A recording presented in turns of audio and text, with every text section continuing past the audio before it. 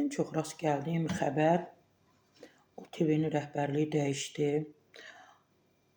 Digər TV-nin rəhbərliyi dəyişdi. Ora filankəs o filankəs təyin olundu. Filankəs o filankəs təyin olundu. Qısa müddətdən sonra məlum olur ki, onlar da özünü doğrultmadı. Doğrultmaq deyəndə ki, TV-lərə gərək insanlar baxsın ki, o insanlar da özünü doğrulda bilsin də. Bundan sonra Space TV-yə daha belə Putini gətirib təyin etsələr, Space TV yeni, elə həmin köhnə Space TV olacaq. Belə Space TV-yə gətirib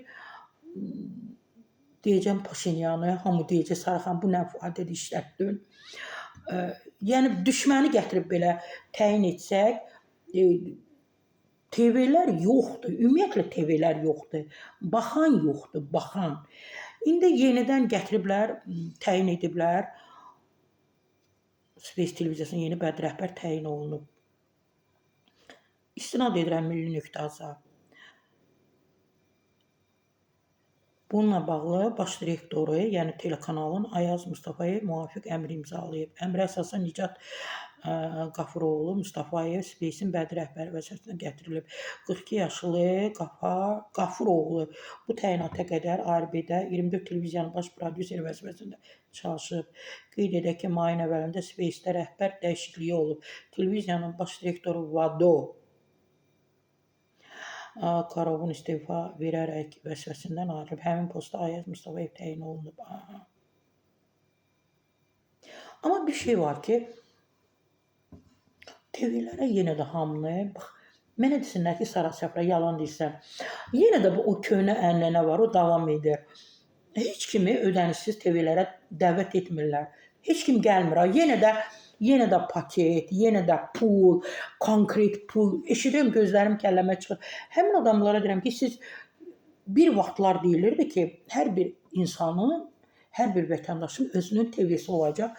Gülməyim gəlir. Deyirdim, necə insanın necə TV-si ola bilər? Telegüllər, studiyalar, kameralar, montaj stolları, aparıcılar, müxbirlər, mikrofonlar belə təsəvvür edirdim ki, bunları etmək üçün çoxlu pullar, külli miqdarda paralar lazımdır.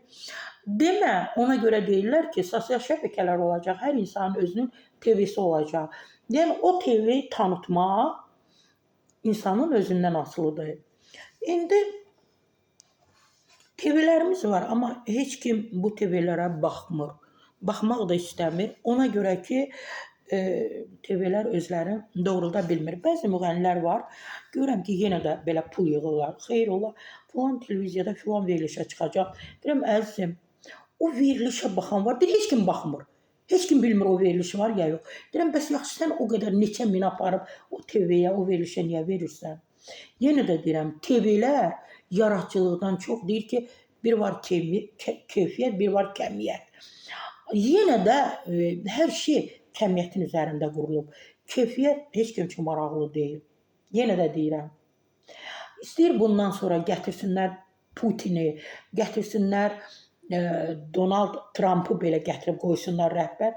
Televiziya baxış yoxdur.